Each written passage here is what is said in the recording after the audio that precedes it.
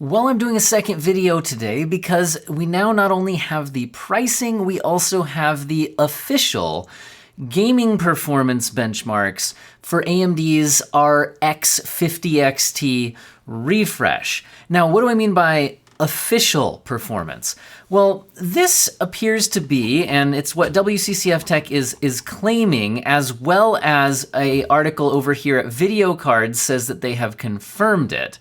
With other people who have access to this. This is from the press deck that AMD sends to reviewers. So these cards have been sent to reviewers, and AMD will always include their own benchmarks and statistics and whatnot to send to reviewers.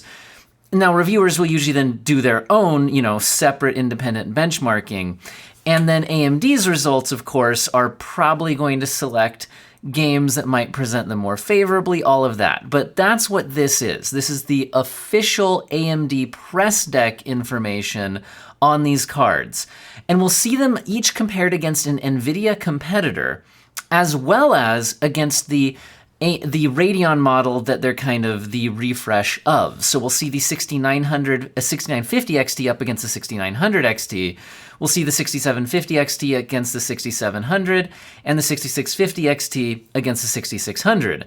Please note that all of these models have seen a price increase, with the smallest price increase being on the 6650 XT, but with a $70 price increase on the 6750 XT and a $100 price increase on the 6950 XT. So unfortunately, we're not seeing these just slot in at the price of their previous tier.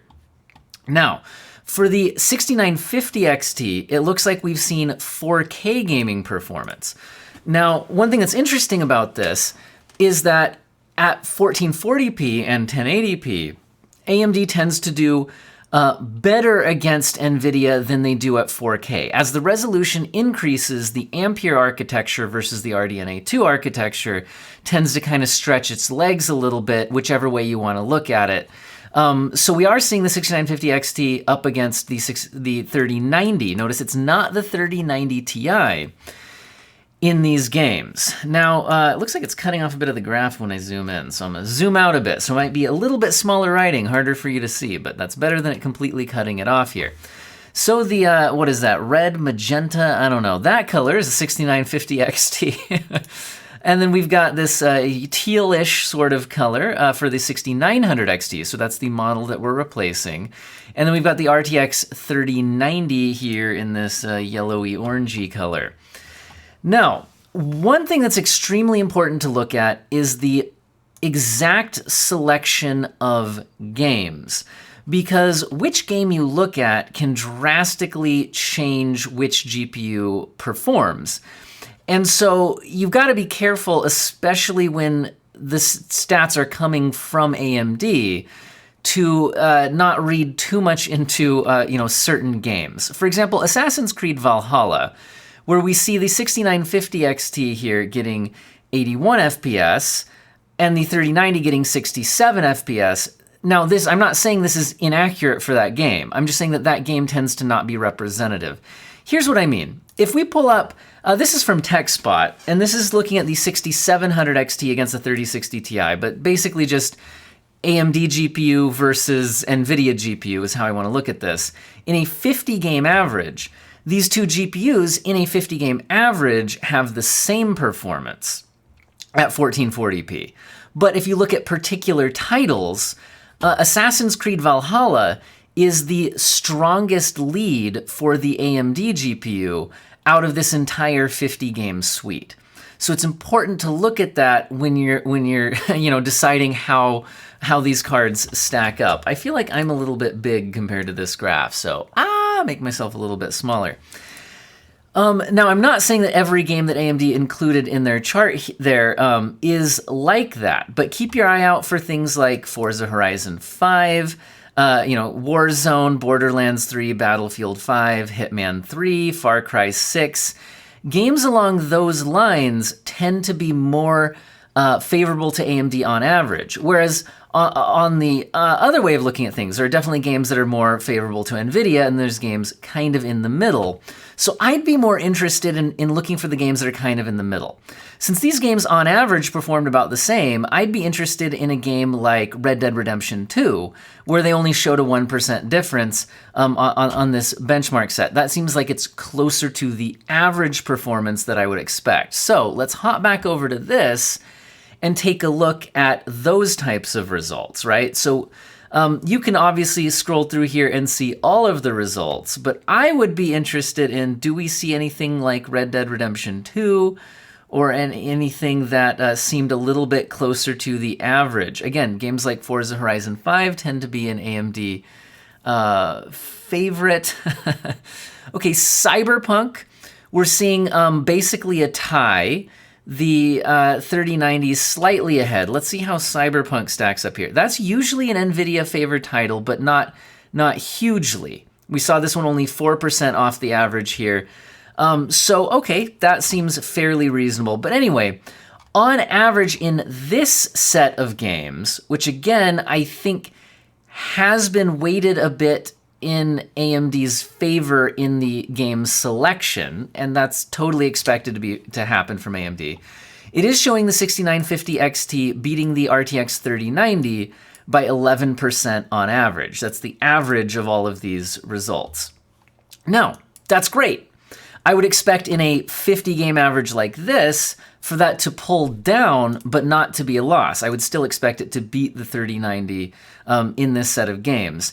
Now, we could also look at it like this. If you compare it versus the 6900 XT, which it's replacing, it's only showing 4% faster, which isn't really that huge of a gain for an extra $100, is going to be my take on that. So it's cool. You'll get a binned chip. If it happened to cost the same as a 6900 XT, I would say obviously buy the 6950. But here's my other problem with the pricing here at $1,100. We've actually seen 6900 XTs available for as low as $900 with rebates and below their MSRP, even without certain promo codes and rebates. But the point is, if you can get a 6900 XT for $900, not that deal's always available, but you see what I'm saying? It's a $200 difference for 4% gain. I don't really like that pricing. Although I know some people are going to look at it as it's faster than a $1,500 3090. Yeah, but it's barely faster than its competitor. That's like, I'm just saying, like, if you were already looking at the 6900 XT versus a 3090, I feel like at current pricing, this is going to be the better value. Although at the high end, maybe you're not always looking for the value, but then again, then we can get into ray tracing performance. So how about the ray tracing performance? Interestingly, they actually did provide ray tracing results. So the ray tracing results, we see that it's losing a bit in Deathloop, but actually has the win in Far Cry 6. And again, we're against the 3090 here. It's basically tied in F1 2021. And basically a tie. That's 2 FPS difference when you're talking at that range. That's less than a percent. Wait, less than a percent? Whatever. Anyway, the point is, it's not a huge difference here. However, once again, they've intentionally selected games where AMD's ray tracing performance is better than it is in many titles. If we looked at something like Dying Light 2, Cyberpunk, probably Metro Exodus Enhanced Edition, things like that, I imagine we would see the 6950 XT dropping off much further behind the 3090. So again, you've got to look at the sample of games. Now, it is nice to see it doing well against the 3090 in games that have AMD optimized ray tracing, so that's great. But again, keep in mind, this is not what you should expect on most ray tracing titles. So overall, I think it's really cool. The performance looks solid. I think it should have slotted in at the same price as the 6900 XT if we're only getting a 4% gain. Now, they also released some RSR performance, which, okay. I'm not going to dwell on that. Yes, you can run the game at lower resolution through the drivers and get better performance. Now, let's take a look at the 6750 XT versus the 3070. Now, once again, I hate that the price has gone up $70, but we do have this comparison at 1440p. And if we just want to look at the average results here, we're seeing the 6750 XT beating the 6700 XT, so the model it's replacing, by 7%. So that's a better gain than we saw from the 6950 XT versus 6900 XT. And it's also in this selection of titles now faster than the 3070 by 2%. But again, that's in this selection of titles. So once again, games like Assassin's Creed Valhalla, tend to not be, very representative. Although they do, like I said, not every game here is an AMD win. Like they are including like a DX11 title with Overwatch at the epic settings where the the AMD card does lose. So they're not just completely only using AMD favored titles here. But I would say on average, they're going to be pretty close. It's going to win some, it's going to lose some. I think that if it had come in at the $479 price point, this would be fantastic. I think coming in at $549, that is still cheap. Obviously, that's more than the MSRP of the 3070, but 3070s are kind of hard to find right now. They're mostly being made as 3070 Ti's. And when you do find a 3070, they are more than $550. So I think it will still have a pricing advantage here. However, again, ray tracing performance, DLSS, things like that. I'd really like to see FSR 2.0 get out there and give us a real DLSS competitor. And that would be a bit more compelling to me. But I do like to see the 7% gain here. That is huge. And these 6700 XT, that's priced fairly close to what you usually see 3060 Ti's go for. And maybe we'll actually, we should actually beat the 3060 Ti now, whereas the previous 6700 XT was tying it. So I would expect maybe a 7% gain versus this result would, put it at least somewhat noticeably ahead of the 3060 Ti, which does sell in the $500 to $550 price bracket fairly regularly. So that's interesting to me. Now, if we jump down to the 6650 XT, they're going to compare it against the RTX 3060. And also, again, the MSRP here is $399 for the 6650 XT. Now, the 3060 MSRP is $329, although you'll almost never see it for that price.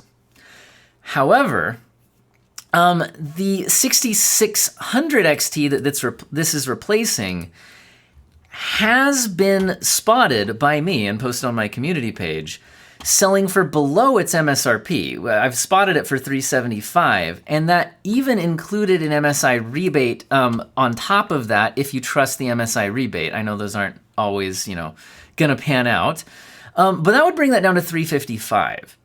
So I'm just saying that, not that this is always available at this price, but you can find 6600 XTs for well below $400 if you keep your eye out. So that is a fairly significant bump in pricing, and it looks like on average this is the least impressive gain. We're seeing only a 2% gain against the 6600 baseline model, which is basically nothing.